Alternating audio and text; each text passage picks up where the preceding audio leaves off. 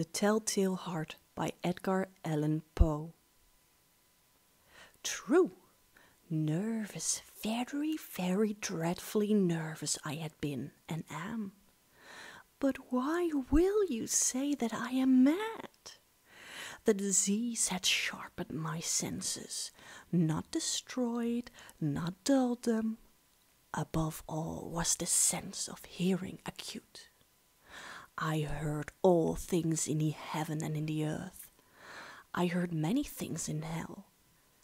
How then am I mad? Hearken and observe how heartily, how calmly I can tell you the whole story. It is impossible to say how first the idea entered my brain, but once conceived, it haunted me day and night. Object there was none. Passion there was none.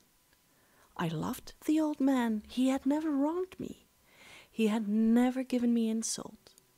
For his gold I had no desire. But I think it was his eye. Yes, it was this. One of his eyes resembled that of a vulture. A pale blue eye with a film over it. Whenever it fell upon me, my blood ran cold. And so by degrees, very gradually, I made up my mind to take the life of the old man and thus rid myself of the eye forever. Now this is the point. You fancy me mad. Madmen know nothing. But you should have seen me. You should have seen how wisely I proceeded, with what caution, with what foresight, with what dissimulation I went to work.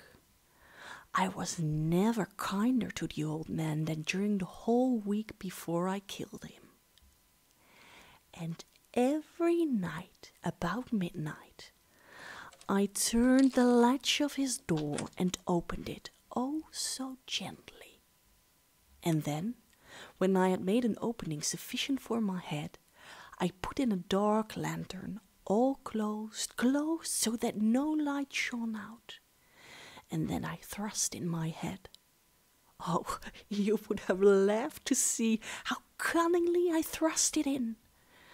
I moved it slowly, very, very slowly, so that I might not disturb the old man's sleep.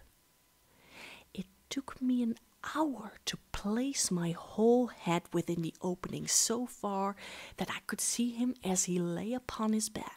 Ha! Would a madman have been so wise as this? And then, when my head was well in the room, I undid the lantern cautiously, oh so cautiously, for the hinges creaked. I undid it just so much that a single thin ray fell upon that vulture eye. And this I did for 7 long nights, every night just at midnight. But I found the eye always closed, and so it was impossible to do the work, for it was not the old man who vexed me, but this evil eye. And every morning when the day broke, I went boldly into the chamber and spoke courageously to him, calling him by name in a hearty tone and inquiring how he had passed the night. So, you see, he would have been a very profound old man indeed, to suspect that every night, just at 12, I looked in upon him while he slept. Upon the 8th night, I was more than usually cautious in opening the door. A watch's minute hands moved more quickly than did mine. Never before that night had I felt the extent of my own powers, of my sagacity. I could scarcely contain my feelings of triumph to think that there I was, opening the door little by little, and he not even dreamed to my secret deeds or thoughts. I fairly chuckled at the idea, and perhaps he heard me, for he moved in the bed suddenly, as if startled. Now, you may think that I drew back, but no. His room was as black as pitch with the thick darkness, for the shutters were fastened, through fear of robbers, and so I knew that he could not see the opening of the door, and I kept pushing it on steadily, steadily. I had my head in, and was about to open the lantern, when my thumb slipped upon the thin fastening, and the old man sprang up in the bed, crying out, "Who's there?" I kept quite still and said nothing. For a whole hour I did not move a muscle, and in the meantime I did not hear him lie down. He was still sitting up in the bed listening, just as I have done night after night, hearkening to the death watches in the wall. Presently I heard a slight groan, and I knew it was the groan of mortal terror. It was not a groan of pain or of grief, oh no, it was the low, stifled sound that arises from the bottom of the soul when overcharged with awe. I knew the sound well. Many a night, just at midnight, when all the world slept, it has welled up from my own bosom, deepening with its dreadful echo the terrors that distracted me. I say I knew it well. I knew what the old man felt, and pitied him, although I chuckled at heart. I knew that he had been lying awake ever since the first slight noise, when he had turned in the bed. His fears had been ever since growing upon him. He had been trying to fancy them causeless, but could not. He had been saying to himself, "Oh, it's nothing but a wind in the chimney. It's only a mouse crossing the floor. Or it's merely a cricket which has made a single chirp." Yes, he has been trying to comfort himself with these suppositions, but he had found all in vain. All in vain, because death, in approaching him, had stalked with its black shadow before him and enveloped the victim.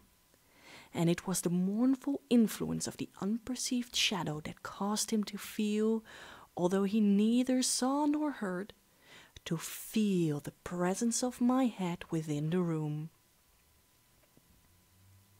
When I had waited a long time, very patiently, without hearing him lie down, I resolved to open a little, very little crevice in the lantern.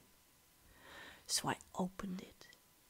You cannot imagine how stealthily, until at length a single dim ray, like the thread of the spider, shot out from the crevice and full upon that vulture eye. It was open, wide open, and I grew furious as I gazed upon it.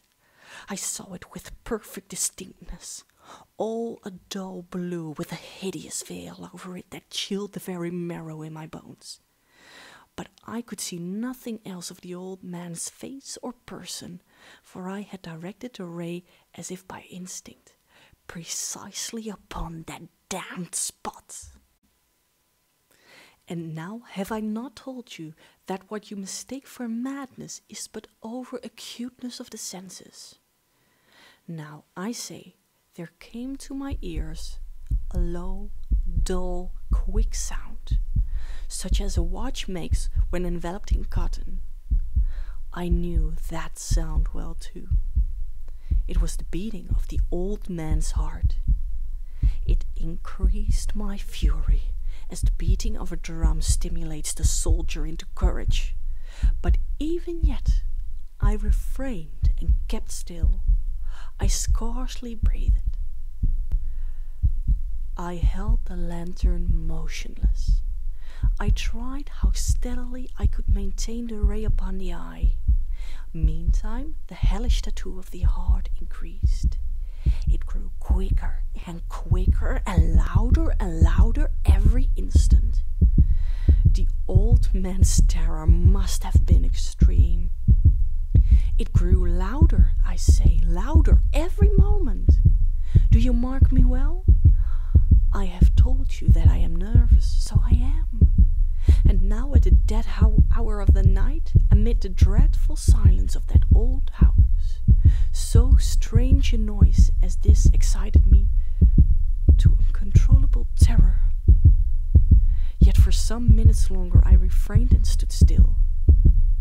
But the beating, it grew louder, louder. I thought the heart must burst. And now a new anxiety seized me. The sound would be heard by a neighbor. The old man's hour had come.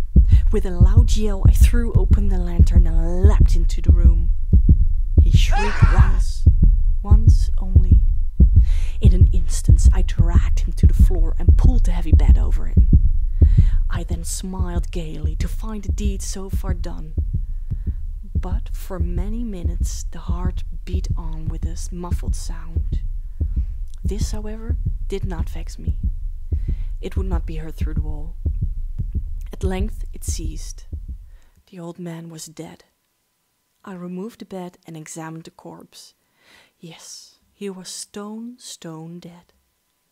I placed my hand upon the heart and held it there many minutes. There was no pulsation. He was stone dead. His eye would trouble me no more. If you still think me mad, you will think so no longer when I describe the wise precautions I took for the concealment of the body. The night waned and I worked hastily but in silence.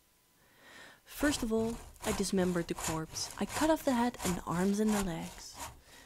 I then took up 3 planks from the flooring of the chamber and deposited all between the scantlings. I then replaced the boards so cleverly, so cunningly, that no human eye, not even his, could have detected anything wrong. There was nothing to wash out, no stain of any kind, no blood spot whatever. I had been too wary for that. A top had caught all. When I had made an end of these labors, it was 4 o'clock, still dark as midnight. As the bell sounded the hour, there came a knocking at the street door. I went down to open it with a light heart, for what had I now to fear? There entered 3 men, who introduced themselves with perfect suavity as officers of the police. A shriek had been heard by a neighbor during the night.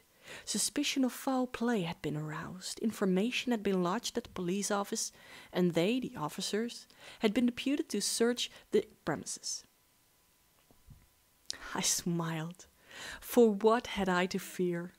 I bade the gentleman welcome. The shriek, I said, was my own in a dream. The old man I mentioned was absent in the country. I took my visitors all over the house. I bade them search well. I led them at length to his chamber. I showed them his treasures, secure, undisturbed. In the enthusiasm of my confidence, I brought chairs into the room and desired them here to rest from their fatigues, while I myself, in the wild audacity of my perfect triumph, placed my own seat upon the very spot beneath which reposed the corpse of the victim. The officers were satisfied. My manner had convinced them. I was singularly at ease. They sat, and while I answered cheerily, they chatted of familiar things. But ere long, I felt myself getting pale and wished them gone. My head ached, and I fancied a ringing in my ears. But still they sat and still chatted. The ringing became more distinct. It continued and became more distinct. I talked more freely to get rid of the feeling, but it continued and gained definitiveness, until at length I found that the noise was not within my ears. No doubt I grew very pale, but I talked more fluently and with a heightened voice. Yet the sound increased, and what could I do? It was a low, dull, quick sound, much such a sound as a watch makes when enveloped in cotton. I gasped for breath, and yet the officers heard it not. I talked more quickly, more vehemently. but the noise steadily increased. I arose and argued about trifles in a high key and with violent gesticulations, but the noise steadily increased. Why would they not be gone? I paced the floor to and fro with heavy strides, as if excited to fury by the observation of the men, but the noise steadily increased. Oh God, what could I do?